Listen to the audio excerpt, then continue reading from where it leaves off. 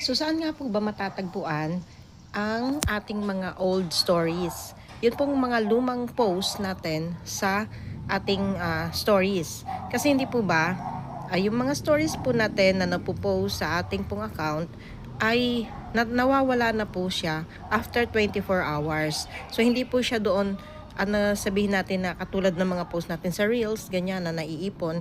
So yun sa stories po, everyday po yan ay nawawala at kailangan na naman tayong mag-post ulit para po sa mga views. So saan po natin makikita ang mga lumanga natin na mga na-post na mga stories? So sundan nyo po ang video na ito dahil ituturo ko po sa inyo kung saan po makikita. So nandito po tayo sa pinaka home ng ating Facebook profile. So sa taas po ay may 3 guhit. Yan po ang pindutin natin. Tapos po isunod nating pindutin ay itong settings. Ayan.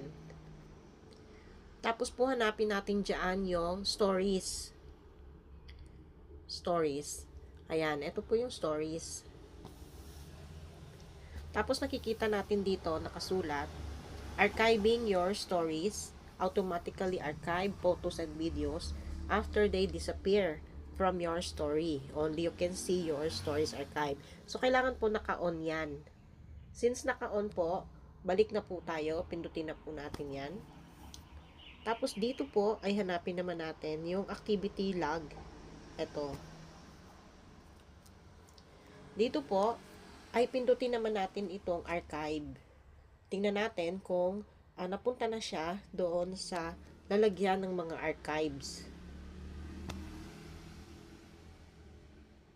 So, dito po, pindutin po natin yung story archive.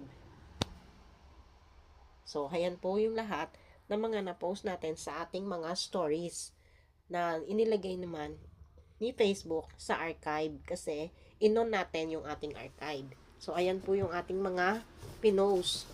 At kung gusto po natin, ay pwede po natin yan ulit i-post.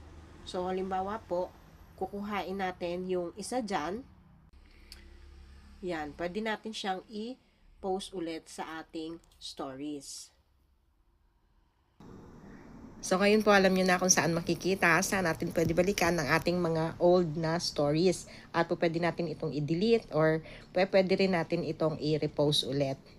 At para po sa mga iba pang tutorials, please follow for more. Thank you.